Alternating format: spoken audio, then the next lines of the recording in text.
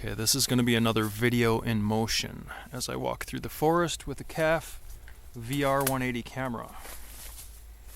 It's on a monopod, so it's somewhat stable unless I hit some brush or branches with the bottom of the monopod.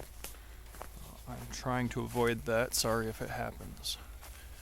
We're not walking far. This is a test video.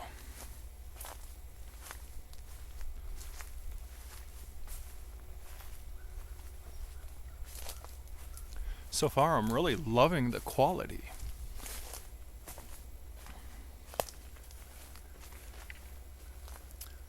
So I was very used to my Views XR camera and YouTube VR.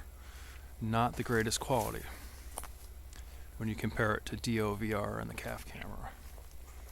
Or even CAF's own app shows in better quality than YouTube VR. So this is a very interesting tree to look at as we wrap up the video. I will hoist you into the air to get a good look at this tree.